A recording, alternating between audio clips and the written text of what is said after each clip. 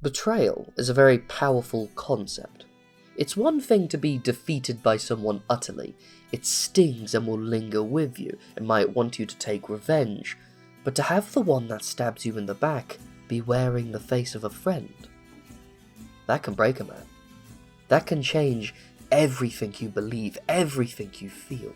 To use such an earnest emotion like love and friendship to hurt someone should be seen as a foul, horrid, and evil thing.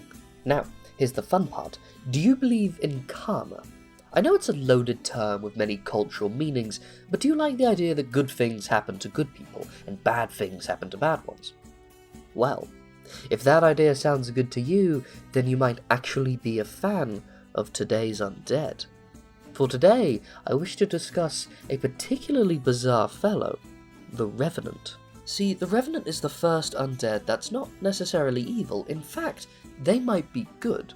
It's also the first undead I have discussed that actually is the person they once were in life, although parts of them are sort of broken. There are certain emotions that they have that are just switched off.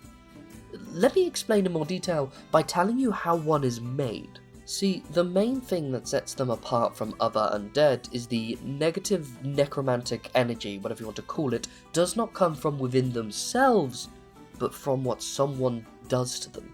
An act so foul that the energy permeates from the perpetrator to enter the victim.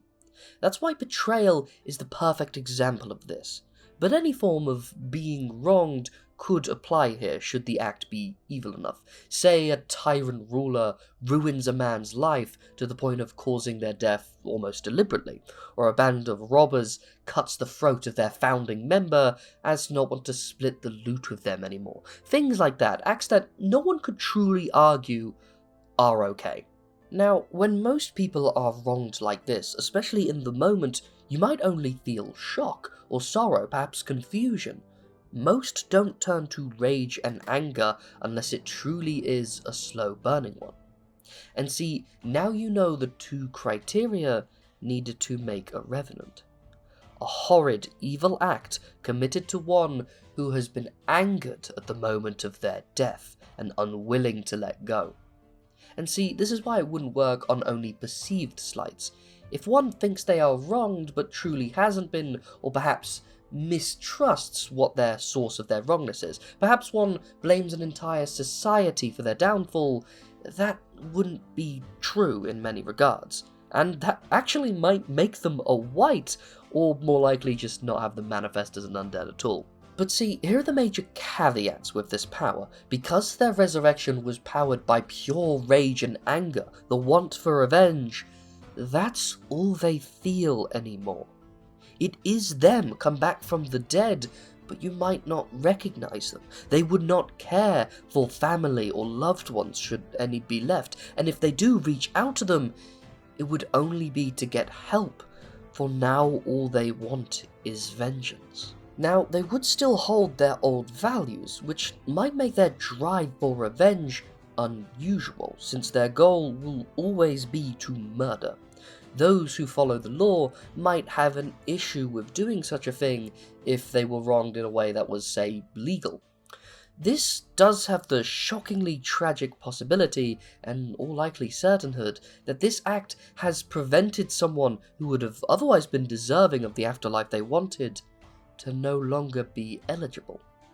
But that doesn't really matter to the Revenant at the moment, since killing them is the only thing that will be on their mind, and since the energy that powers them was not their own, they have a time limit. See, the thing that is actually powered in the moment of death isn't the body, but the soul, and the soul can only store so much foreign energy given to it at once for so long. A year to be exact, although give or take a day or two. The upside to this is that they might actually get more than one shot. Not after the year thing, that's set in stone, but if their body is destroyed, their soul can just inhabit another body. So if the target of a Revenant wishes to live, they might have a few fights on their hand. And let's talk about the target for a moment, because they will instinctually know this is happening. As soon as the Revenant rises again, the target will feel a cold chill crawling down their spine. They will know, though maybe not exactly what it is, but something is coming for them. And when they see them, they will know who it is, by name, even if they didn't know it before. Even if the body they inhabit is new, the glassy eyes of the Revenant will sharply sting of the sin they have committed, a strong sense of sorrow masked by pure, unadulterated hatred. Now, I should say that there can be multiple targets, and when this happens, the Revenant will go through them one by one, and only the current target will feel all of this magical connection. The others will feel absolutely nothing unless that one dies, then one of them will feel it. The Revenant does pick the ire of their anger, almost always starting with whoever dealt the final blow if they were struck down. But this group can never be that large. A band of brigands numbering 7 is the largest I've ever heard of, and even then I doubt the validity of this claim. Oh, and the targets can in no way hide and wait this out. No magic can obscure their presence from the Revenant. Even if they were to flee to another plane of existence, the Revenant would know and find a way to get there, somehow. It always knows your direction, and will most likely deadline directly for you, unless they know something can help them on the way. They will only detour heavily if they need to, say if their target can only be killed by one particular weapon, and somehow they will just know this. Now, with all of these powers being stated, you might think this is a bit convenient, that these undead coming back in such a way, in such a natural power, seems a bit unbelievable, more so considering that almost all of their targets are deserving. Well, that's because it might be a controlled effect. See, many, myself excluded, think that perhaps a god of justice is behind such a transformation. If that is the case, they must be a very vindictive god, and must be doing it in secret. And in truth, no god's doctrine truly aligns with these creatures. I don't believe this is the case, however. I think that this is a foul, rare, powerful, and natural phenomenon, as unlikely as it sounds. There are many forces in this world no one could ever fully understand, even if you spend your whole life dedicated to them. Natural negative energy is a perfect example of this. I also think it gives a little bit of credence to my responsible necromancy theory, but that's a whole other thing for a different day. Now, I should probably get into the capabilities of the Revenant. By that I mean what you could expect from them in a fight. While whatever they were capable of in life, they should still be. Say if they were a tribal barbarian with a love of axes, they would still use and be as proficient with the axe in life.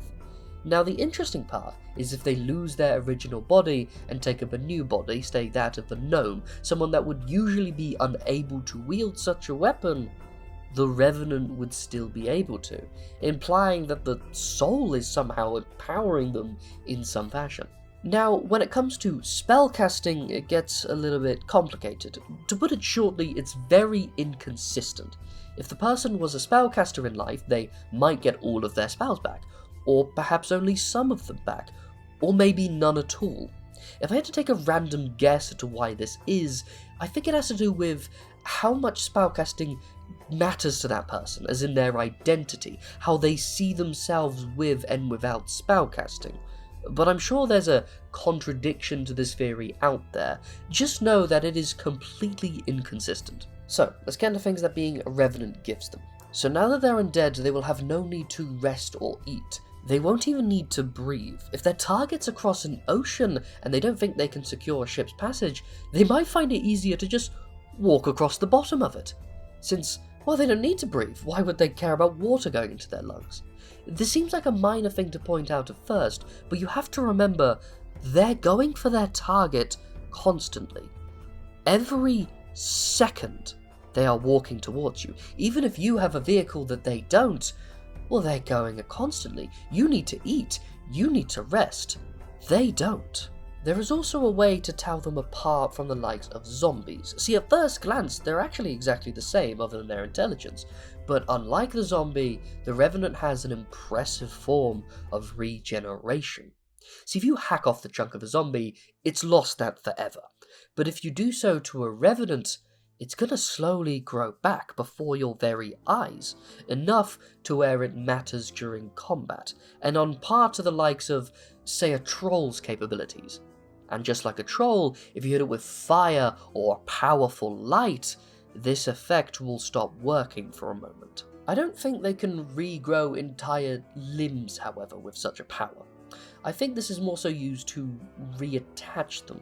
If you were to remove an arm and keep it from them, I don't think they could, say, strangle you with it or control it from afar. I think there's only one mass at a time they can control. But like their target, I wouldn't be surprised if they knew exactly where their limb was. But knowing their dedication to their target, I'm sure one or two of them have just ignored the fact that they're missing a limb, treating it like it's just a mere flesh wound. This is also what makes them incredibly strong. See, all humanoids don't really act on our full strength. In fact, there's a part of our brain that doesn't let us do so, as it would permanently damage our bodies if we did so commonly. That's why we can only do so on dire situations, say a mother saving their child.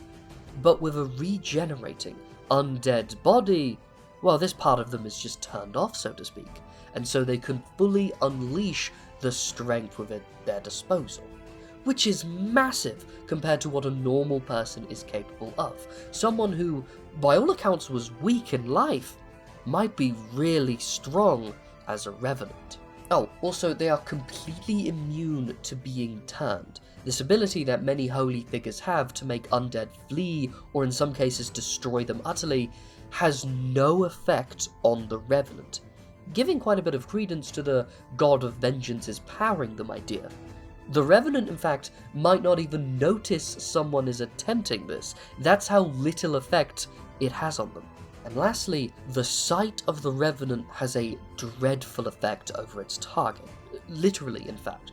When the person they seek to kill sees the Revenant, they are almost always stunned with fear. They sometimes babble incoherently about the wrongs they have done and are able to move out of fear or guilt. I suspect this is a magical effect as well, as it tends to jump from target to target should they kill the first. I've had a few encounters with Revenants before, and let me tell you, they are frightening in person, even when you're aligned with one. See, one time I was shall I say, in a spot of bother with the law because I was cavorting with actually, you know what, that bit's not important. What is there was one Earl who was the sole person who was taking legal issue with me, and I just so happened to find a Revenant who was wronged by them. A man who served as a humble personal guard to the Earl. He, like all in his court, was promised protection from their homes, as his family lived in a dainty little hamlet. But when a tribe of orcs was moving into the area, the Earl didn't move a finger, fearing the moving of his troops would cost too much on his coffers, making him unable to buy a new castle on the coast. Now the man heard that this was happening and stole a horse in order to run to his family, but it was too late. By the time he had got there, his home was burned to the ground and his family slaughtered. When he returned to the court to have words with his leader, the Earl ordered him executed for stealing the horse, the one he just gave back.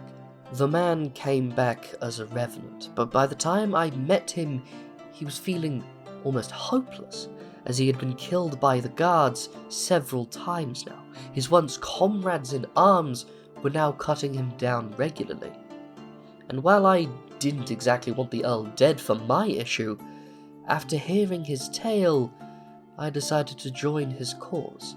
Illegal as it may be, I felt like justice had to be served. So now, with the aid of a highly trained, amazing and skillful wizard such as myself, he was able to get his revenge. We stormed into the Earl's court and brought him to his need.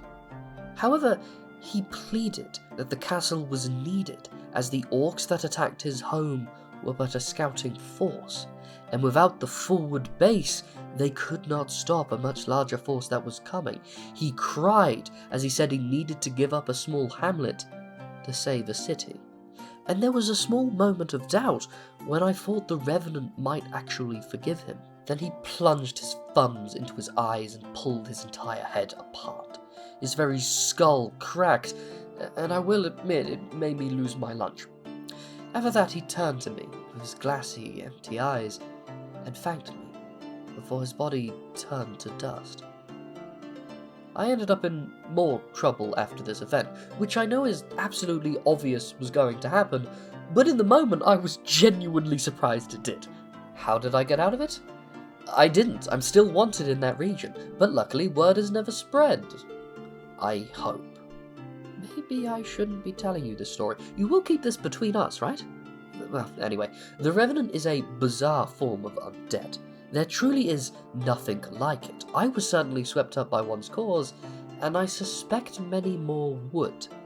If the tales of God's intervention is to be believed, perhaps they are righteous and to be followed, but they are undead, and that cannot be discounted.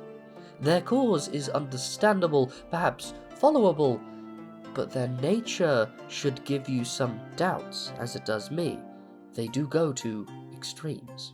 Thank you for listening to my tales. I'm the Ashspawn. Feel free to leave a like, comment, or subscribe. It would really mean a lot to me. But, till next we meet, fellow traveller, have a good day.